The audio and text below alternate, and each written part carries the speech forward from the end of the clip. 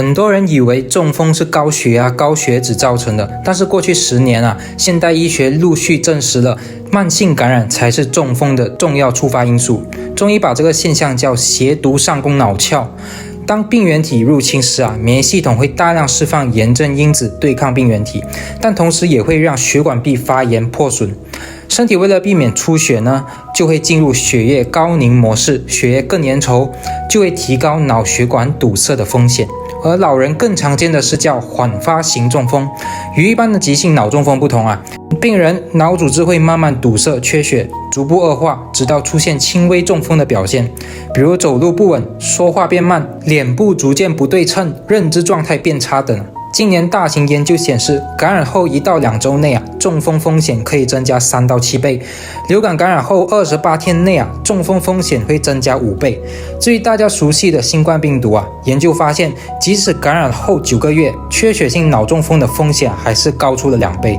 我们有个病人就是这样，得的是心脏病，检查发现一支血管接近60%堵塞，因为年龄比较大，动手术风险高，所以想让我们帮忙看看。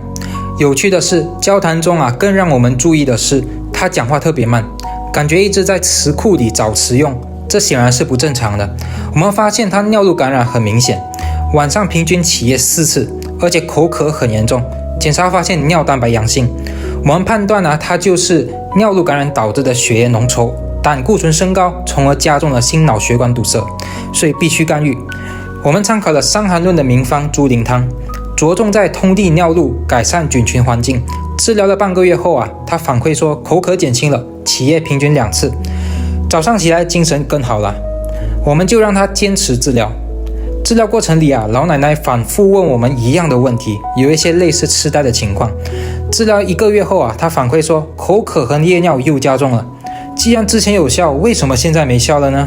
我们判断他应该是出现了其他事情，就认真的询问老人。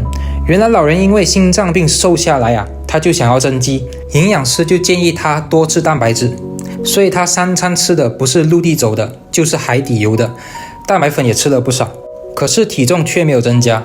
我们这才找到吃药没效果的原因。研究发现高蛋白饮食不利于尿路感染的恢复，反而会增加发炎。我们告诉老人说增肌要等尿路感染好了再增，因为发炎也会促进蛋白流失，一边补一边漏，体重是不会增加的。我们劝告他现在要多吃清凉、含水量高的食物，多吃蔬菜水果，多喝水，少吃肉，因为尿路感染是加重老人肌少症、心脑血管堵塞的主要原因，应该先把尿路感染治好，再增肌才会事半功倍。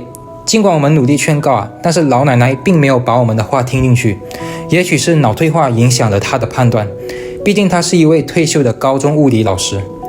不管怎么样，我们的医患关系也就此终结。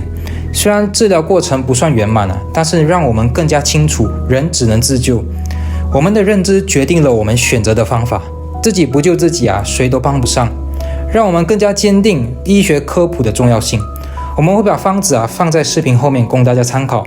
如果大家有类似的情况，也可以透过邮箱告诉我们，我们详细了解后会给您更合适的治疗方案。如果这支视频对你有帮助，也把它分享给家中长辈以及有三高问题的亲友。想了解更多中医与现代医学的临床真相，记得订阅频道。我们下次再见哦。